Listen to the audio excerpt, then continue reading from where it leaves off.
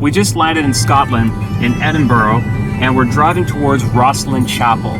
Some say that Rosslyn Chapel was a part of Atlantis, as they've hypothesized that maybe Atlantis was part of the British Isles.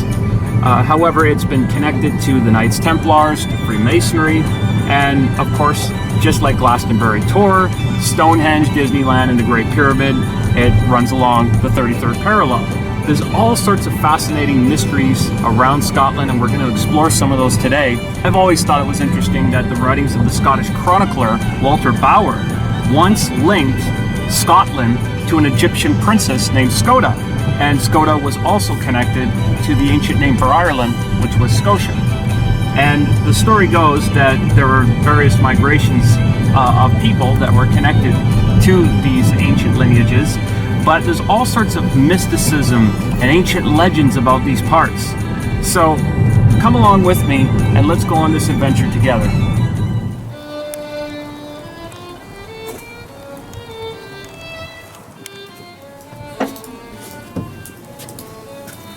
So I just finished exploring inside of Rosslyn Chapel, and it's absolutely incredible in there.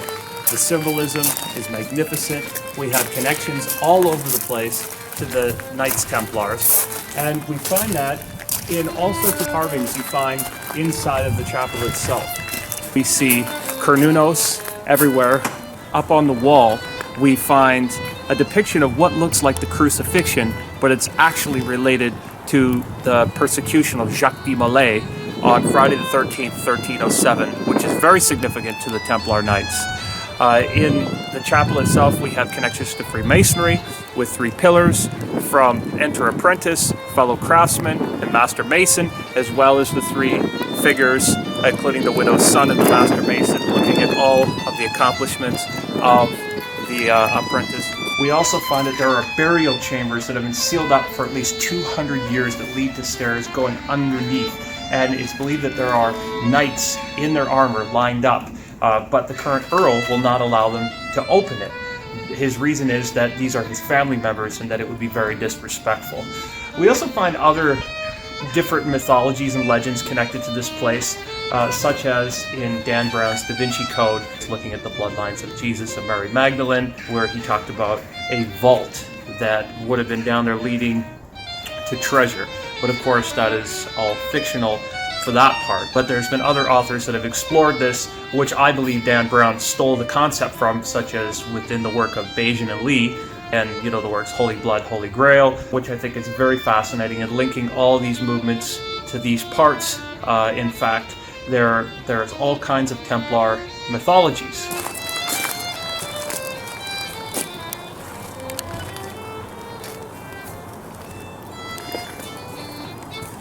I really enjoy Scotland, especially Edinburgh. What a beautiful place. Everyone is so friendly there, and of course, it's home to the Edinburgh Castle, which is loaded with treasures, and this includes the famous scepter and sword and crown that was discovered by Sir Walter Scott. We also find there the Stone of Scone, or this has also been referred to as the Stone of Destiny, which when we look at other mythology, over at Windsor Castle, as well as when we look over at Westminster Abbey, we find the coronation chair, and this is very particular because the stone has to be placed under the coronation chair, and many years ago this was stolen by Scottish nationalists and recovered, and it was agreed to be returned if it could be used during coronation ceremony.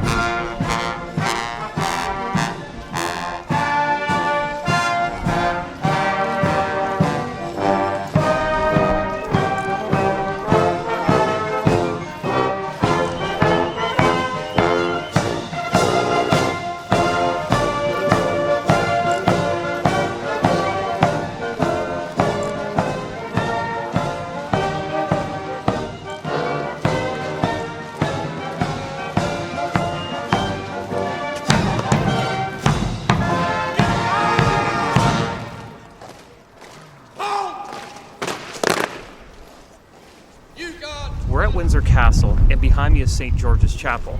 Now, there's a very famous story that goes along with this place about the Order of the Garter. Many people think that the Order of the Garter is this story that originates from King Edward III at about the time of Middle English period, where they would have spoken French in England, because of course, during Saxon times, English came about as a commoner's language and later became the official language. But at that time, there's a story about a countess who was dancing and her garter fell. Everybody stopped in silence and they were shocked.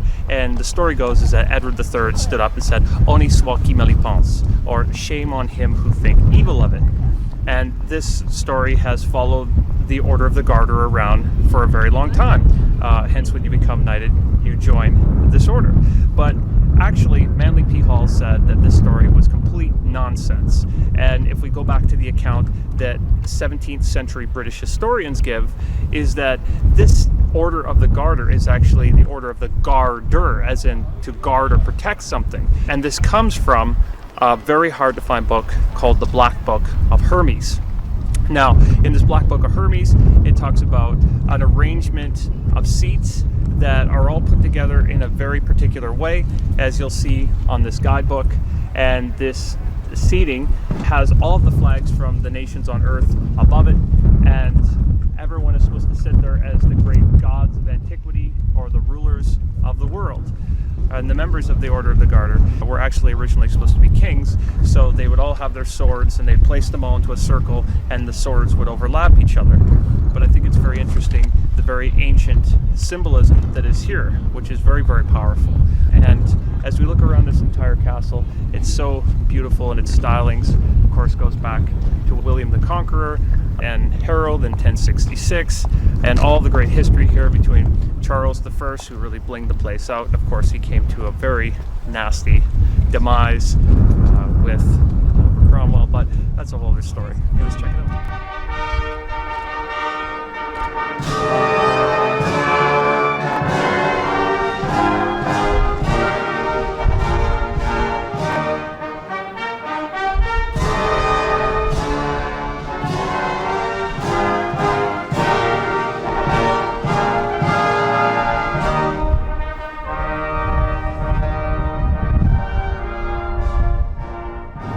Dig into the story of magical Europe, we have to go back to the time of the Tudors.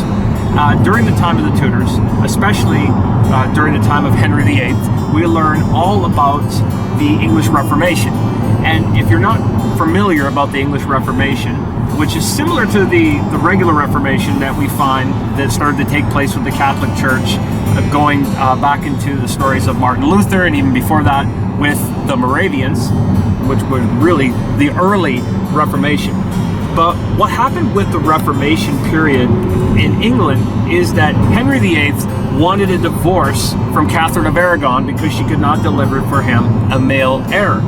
However, due to politics, the Pope at the time refused to allow that divorce to take place.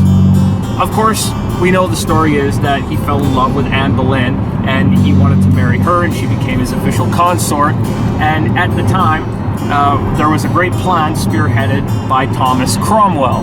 Now, this is not to be confused with Oliver Cromwell, who has all sorts of strange conspiracies surrounding him, who later got a hold of Charles I and took him out of Windsor Castle after he blinged the whole place out, just like the Georgian kings at the House of Hanover. Henry VIII went on to have 6 wives in total. So what happened is there was a plan hatched by Thomas Cromwell to divorce England from the Roman Catholic Church, where the monarch would become the head of the church instead of the Pope, and Henry VIII would be allowed to give his own wedding annulment, and so he could give himself the blessing to marry Anne Boleyn. Now, Anne Boleyn was a very intelligent and a very bright woman. Her family had all sorts of political machinations, especially her father. Her sister was well known in the French court. But during those times, Henry VIII sent out John Leland. And John Leland was to assess all the old Catholic monasteries, which were very important to the various English people in little towns and areas. And he went scouring through various books and collections on what needed to be burned, because of course we've all heard the various stories that go back from the various versions of the Bible that were prohibited to be around, in the stories of William Tyndale, who was burned at the stake for translating the Bible. But what happened was is that John Leyland discovered a very interesting book during that time that was titled "What Are the Origins of Freemasonry?" And apparently in the book it said that the origins of Freemasonry go back to Peter Gowler the Grecian, which we know is an anglicization of Pythagoras of Samos. But as we go forward in English history, we of course learn about Mary the First, who's also known as Bloody Mary, just like the drink. And she really wanted that revenge for her mother's fall, and she was a Catholic at heart. And of course, she was very barbarous and very cruel and very mean towards any sort of Protestant ideas. And eventually, she was removed from the throne. This, of course, led to the rulership of Queen Elizabeth I in Elizabethan times. And of course, Elizabeth Tudor was the other daughter of Henry VIII, and she was said to be quite fair. And during her rulership, she was quite fascinated with the occult and all sorts of mystical sciences. She was said to have kept a very famous astrologer and magician by her side, and his name was John Dee. Now, John Dee, who we know from the famous stories with Edward Kelly, they had all kinds of adventures together, scrying, coming up with what is known as the Enochian alphabet, or an alphabet of angels that they could communicate and do magic with, which is still used in occult circles to this day. Probably one of my favorite places to visit every time we come to London is Piccadilly Circus. A lot of people hear this name and they say, what is Piccadilly Circus? Where does the name come from? Well, actually, the last time I was here, I was talking to a minister who was just leaving seminary school over at Oxford, and he told me the name Piccadilly actually comes from the old word that used to be used for a prostitute, which was a dilly. The wives would always tell their husbands, don't be dilly-dallying around, or don't go pick a dilly, because this is the place where all the statesmen would go to find their prostitutes.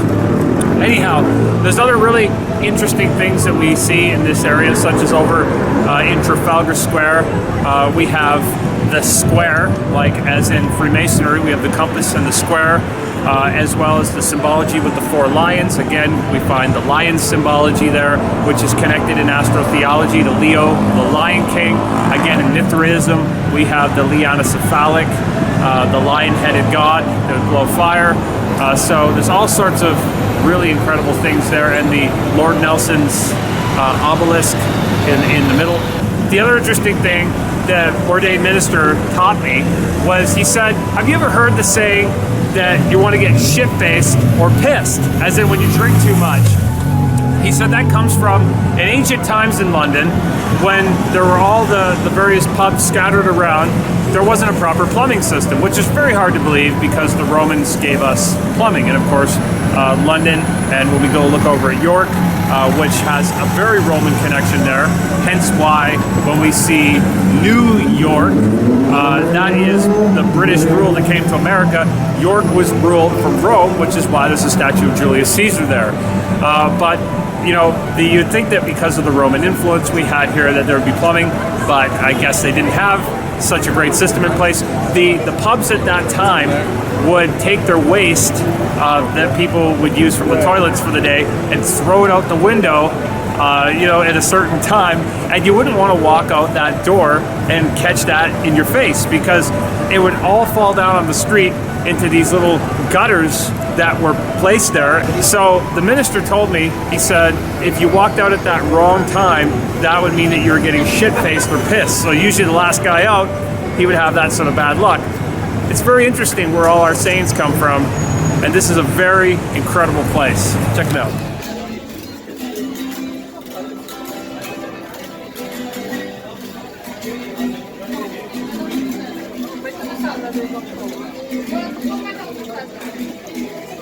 So I'm standing today here in London's Hyde Park, feeding this beautiful little eastern grey squirrel.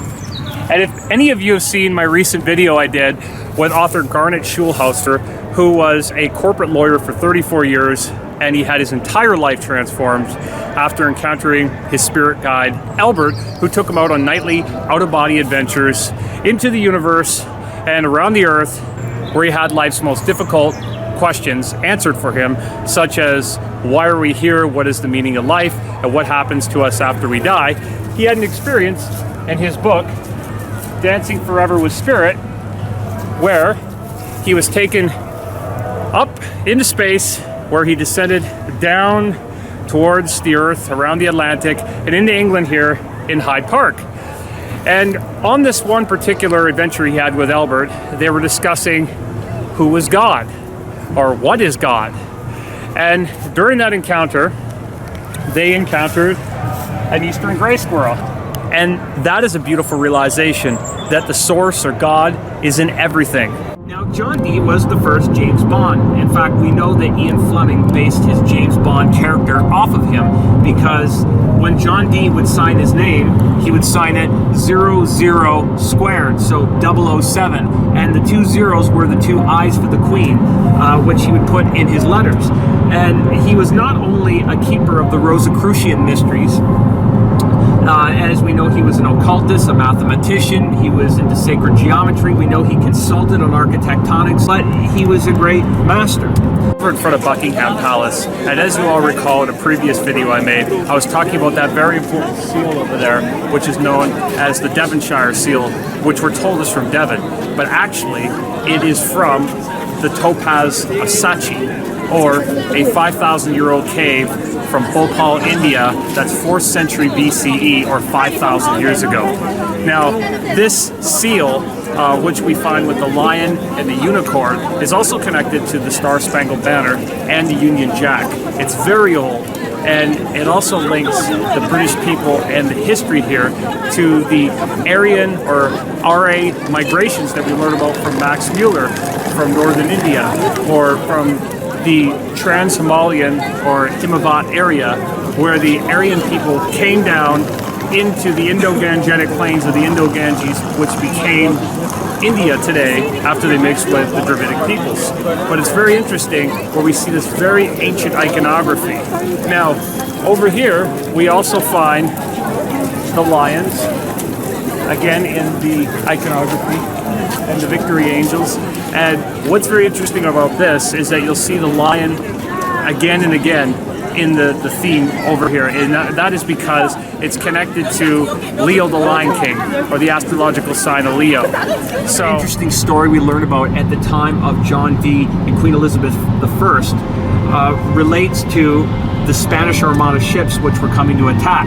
And of course, John Dee, being very skilled in meteorology, or looking at the weather and the elements, he told them to stand down, and as the ships came forward, mysteriously storms appeared that destroyed the ships, and they never reached the shores of England. So he was very much an occultist, a magician, and absolutely brilliant. Why he is so important as a great occultist and a great tutor and a great educator is that brings us to the story of Sir Francis Bacon. Sir Francis Bacon is known in occult circles very, very well. In fact, he is supposed to be the mastermind behind modern Freemasonry. He is also known to be the true identity of William Shakespeare. There's no way that William Shakespeare was a Stratford man who could barely spell his own name. Shakespeare, as Stephen Mailer and I discussed recently in Egypt, was writing all sorts of pieces when you look at his work that had esoteric and exoteric meaning. There was stuff for the court, there was stuff that was bawdy, there was stuff for everyone in it. But Sir Francis Bacon was also said to have been born Sir Francis Tudor. He was the bastard son of Elizabeth I. Publicly and in the court, she didn't want anything to do with him, but he had a very good upbringing, and he was educated as a lawyer, and he was a very good writer. That brings us back to Scotland, especially Edinburgh. When you go up into the Edinburgh Castle, you'll see that in the basement there is a very special place where King James VI was born. And this is the same King James that became James I in England. He is the King James of the King James Bible. Some have said he was known as Queen James for his sexual orientation. But what happened was is that Queen Mary of Scots was originally brought to that castle to give birth to King James. And originally, when Elizabeth I was dying, she would have passed on the throne over to Queen Mary, but Queen Mary ended up becoming imprisoned because there was letters and evidence leaked that they wanted to put a Catholic queen on the throne. And at that time, Protestantism was very strong in England. Of course, King James was perfect choice because he had a Protestant upbringing and he was already aligned with their beliefs and he had the right bloodline to ascend the throne. Here we are in the cellar area of Edinburgh Castle, and you can feel the goosebumps that this place is very haunted.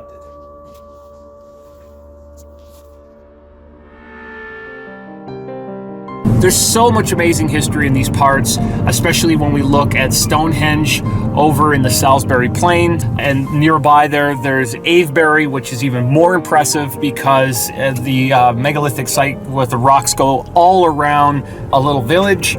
But how did they get these stones here in the first place?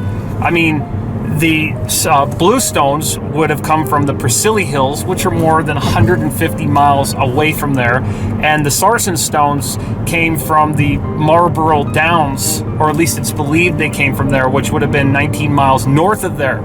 And we also find in this configuration, in its pattern, that there is a Helios stone or a sunstone in the back, which tells us that this place was very unique because it was aligned with the solstices or the equinoxes, and we have sort of an astronomical configuration here, which is fascinating that these very ancient peoples were able to do that. Underneath this site there are other more complex structures that they've discovered using GPR, or ground penetrating radar. I think it's very interesting that what it is believed is that this place was built in 3 phases between about 3000 BCE and 1600 BCE, and we're still not sure how that was done.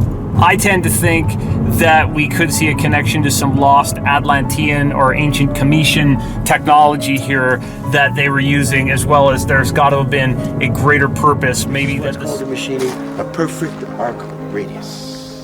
Absolutely. Cannot be done by hand. Has to be machined. Incredible. Drop the mic, smoking gun. Perfectly, because it never deviates. Never deviates. To do that by hand is virtually impossible. And this is pre-dynastic Egyptian technology. This is ancient Kemet that they use. The original piece, because there was only 2 lips when I first saw this in '92. But this would spin, send out a sonic wave. He'd say this was a mirror. This would be reflected. Would reflect the beam back. When sine waves coalesce like this, it has already been proven by acoustic engineer Tom Danley and an Emmy award-winning documentary that John Anthony West, Robert Schoch did about the Sphinx. He demonstrated acoustic levitation of stone to sound. So it says when these sine waves come and they cross, they're wells that form. In those wells there is no gravity. And this has been scientifically proven. And so this is the idea how they created. They didn't cause levitation, because Hakim would say levitation means you have to put an input of energy, but it would create the anti-gravity field, and then they could lift it with a pinky. So it was almost weightless. It is weightless. There's no gravity, there's no weight. That's true. So nobody ever talks about this but us. No guide ever stops here and looks at this. What is this? No. So these were found, as Brian said, over 10 to maybe 30,000 different items of stone were found in a priest of the 2nd dynasty named Sabu. And more than one. See, people think this is the only one. Hakim said there were dozens of them. They would make their whole field so they could lift the stone to build the pyramids. And they found the rest of them broken in pieces. So this is the only one that was semi-intact. So that's why they put it here. No explanation. This is nonsense what it says here. It's a lotus bowl. That's what they say. It's a bowl for lotus. Oh, jeez. Yeah, people think it's a flywheel. They think impellers. Everybody's really tripped on it. It looks like a propeller, blah, blah, blah. Or it's the mixing paint, mixing thing. I mean, people come with all sorts of things. But he's the only one that said it produced the sound wave. The sound wave reflected back, no gravity. Maybe that the stones were able to hold an electromagnetic energy or be energy conductors, such as we find in the theories put forth by Chris Dunn, in his Giza power plant hypotheses on how, when you look over at the Great Pyramid, it's built like a Faraday cage, that we see that there's all sorts of abilities to hold energy in stone.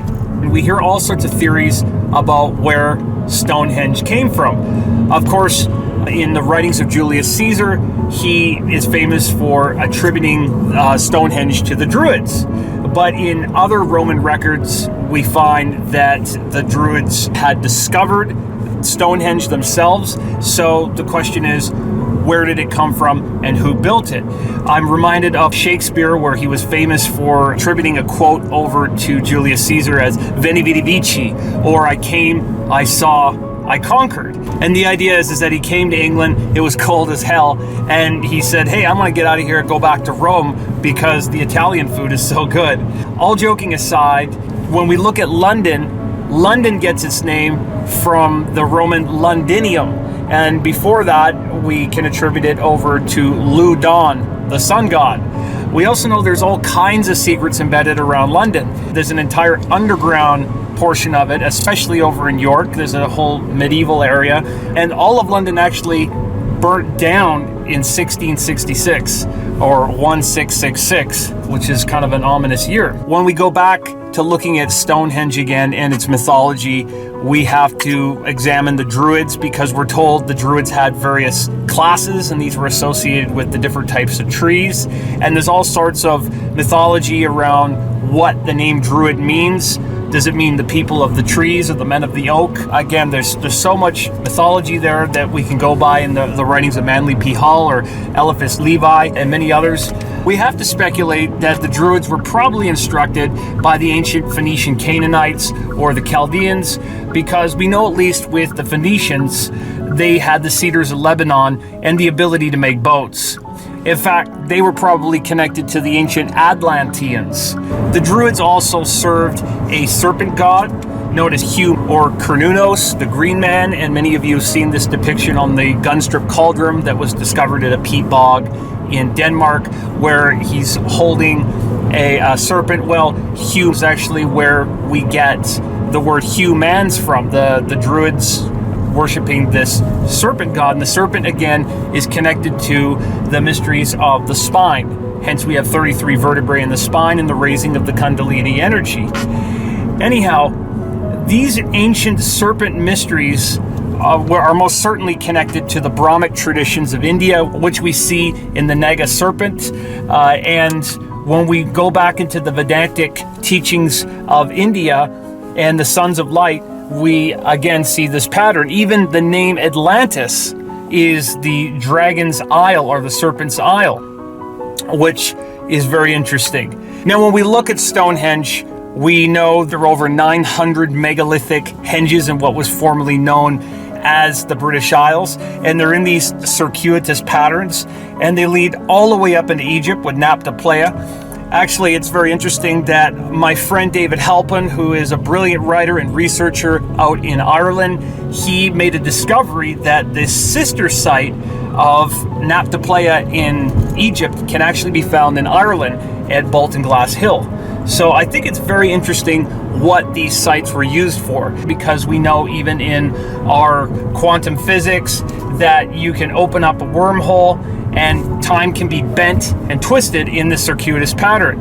You also find the fairy rings in our various mythologies, such as in the story of Llewellyn and Rhys, with someone walking into a fairy circle and going missing. We also find this in crop circles and all kinds of other ideas that we find with this pattern. Another area with fascinating stories about it is Somerset.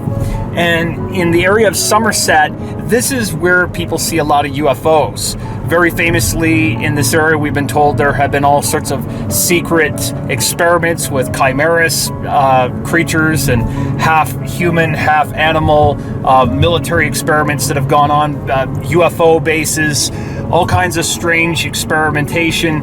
Also, Glastonbury Tor is near there. And this is the place in Christendom where we are told that Jesus was said to have visited these parts. And What's also very interesting is that nearby there we have Bath. Bath is one of my favorite places to visit, not only because it is home to the legendary researcher and author himself, none other than the great Graham Hancock, but it also has a Roman bath there and a very special church where a supernatural incident took place that was based on a dream that led to some very beautiful architecture that, again, we see this beautiful Gothic style there. And it's just a gorgeous little town. Another thing I love about it is that there's a bridge there that very much looks like the Ponte Vecchio bridge that we came across in Florence. So tonight we're in Bath, which is one of my favorite places to visit. Legend has it that it was founded in 1860 BCE by a Roman prince named Bladud, and he was actually the father of King Lear. Apparently he had leprosy and he wandered in the wilderness for months as an outcast. So long story short, he found healing in these incredible springs, and the Romans later built a temple there in 50 AD, and they dedicated it to Sol, a Celtic goddess, and Minerva, the Roman goddess. And the results are a beautiful place that you can go and heal. Later on it became popular thanks to Queen Anne, and of course the aristocrats that came here in that particular period that built the place up, and that all changed during the industrial period. But this place is absolutely amazing. Now follow me over to the cathedral. Now this monastery behind me was originally knocked down in 1088 by a group of rebels. By the end of the medieval period, around 1499, a bishop named Oliver King had a dream that angels were ascending and descending from the heavens, referring to him as king, and they instructed him to rebuild the monastery. And of course we see this gorgeous Gothic design and architecture. If we look up, we'll see angels going all the way up top. It's just a beautiful building.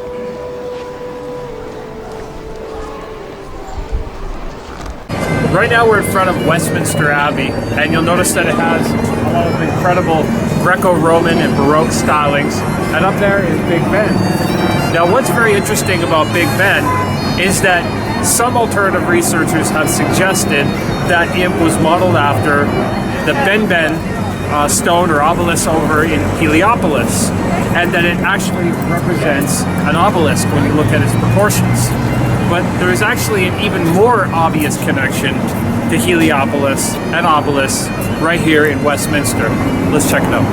We're standing in Westminster, London, and behind me is the very famous Cleopatra's Needle, which is one of 3 Egyptian obelisks that have been raised in very important cities. The other cities, of course, are New York and Paris. But what's very interesting about this particular obelisk is that it was said to have been erected by King Thutmose III in about 1450 BCE.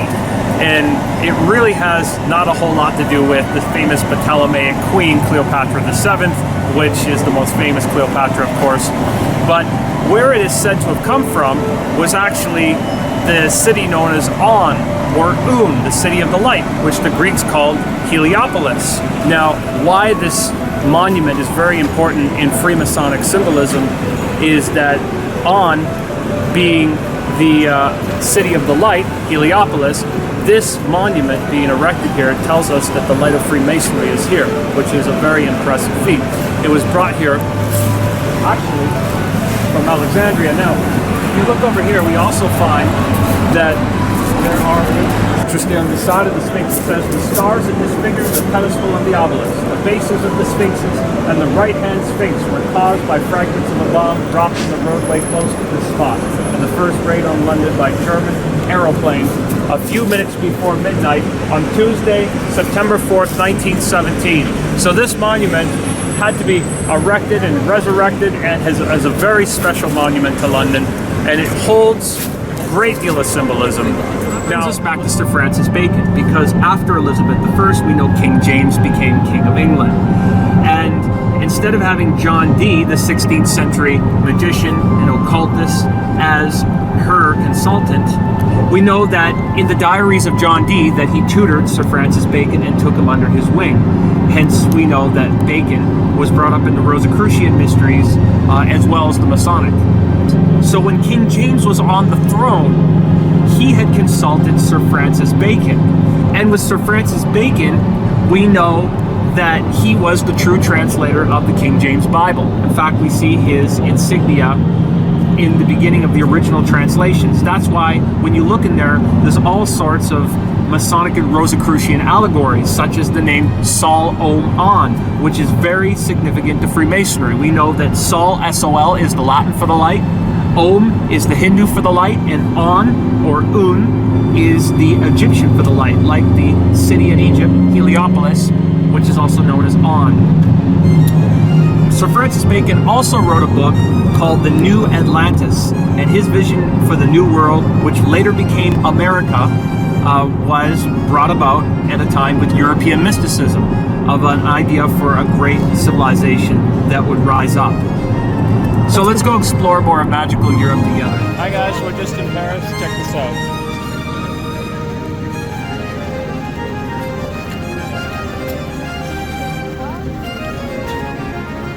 So we just left Scotland and landed in Paris, and one of the most interesting things that you see on the side of the road in Scotland is that it will say, "This way to the Kirk."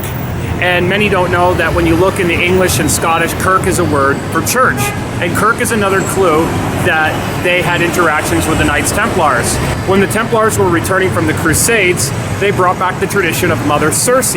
And Mother Circe was a goddess that would lure men into her house by drugging or hypnotizing them and devouring them like pigs and dogs. Now the interesting thing about Paris is that it comes from Parisi or Para-Isis, the city of lights. This is also the home of French Grand Orient Temple Masonry, who were the group that gave the United States of America the Statue of Liberty, where their plaque is in the bottom of it, and it says it was a gift to the first Masonic Republic. In fact, at the Opera House behind me, there is all sorts of symbolism that you'll see that looks similar to the Statue of Liberty, holding the torch of illumination.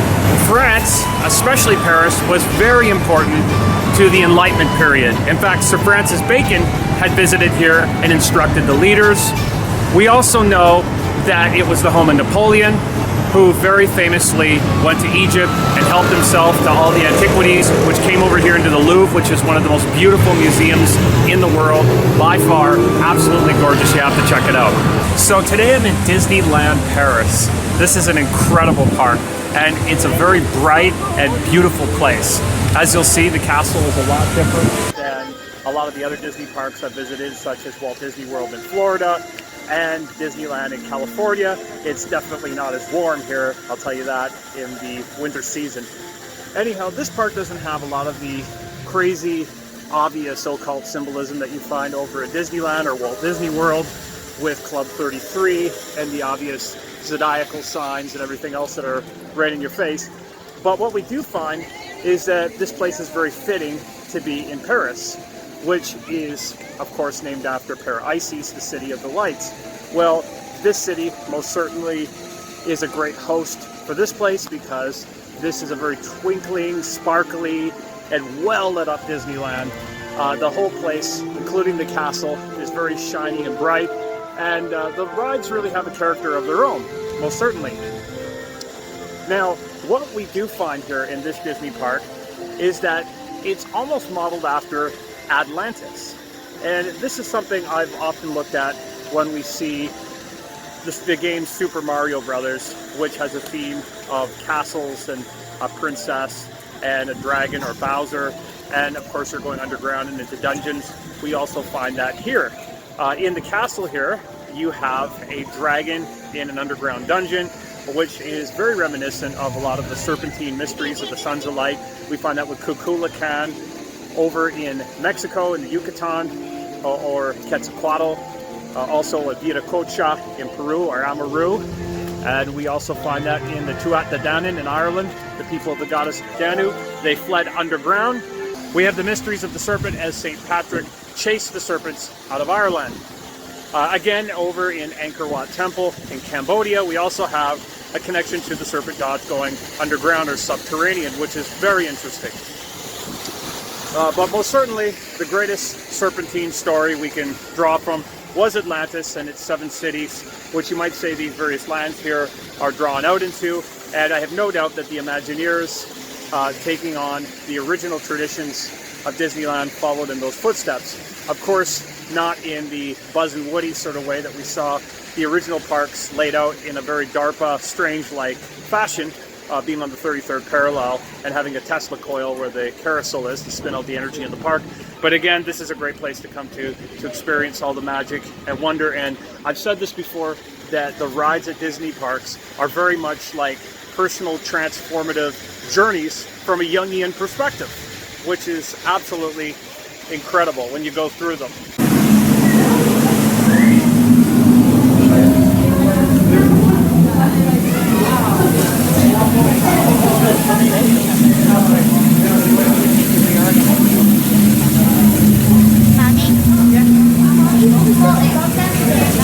Now, some of the darker secrets that we have here is that there are actually 6 million dead bodies buried in the catacombs below.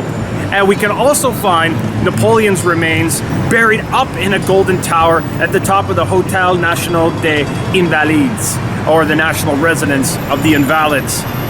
Other interesting facts that we find around Paris are when we were in London, we saw Cleopatra's Needle, which is one of 3 needles that was erected by the Grand Master of the Rosicrucian Order, Thutmose III.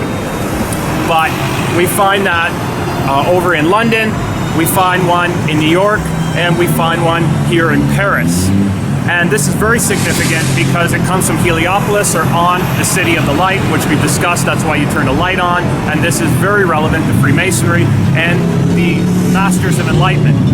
This city is very much lined up in an occult fashion, astrologically and from above.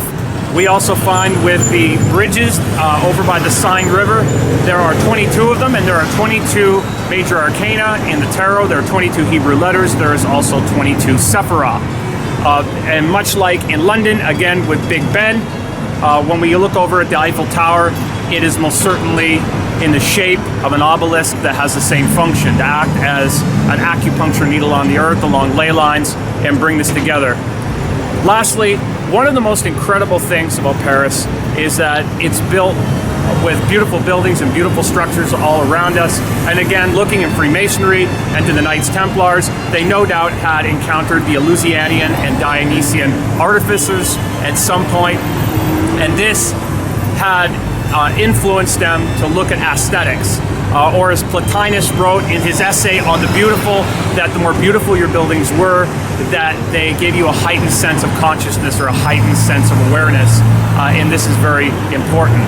And that's why these things were relevant at those times. Other occult symbolism around this city is very evident when you see all the mythological creatures, astrological significance, different Masonic iconography, the various placement of things. It's overall a very beautiful city. The croissants are amazing here, the crepes are incredible, and the wine is cheaper than water. If you get an opportunity to come to Paris, you absolutely have to check this place out. Until next time, remember to like, subscribe, and share this video with your friends, and I'll see you all soon.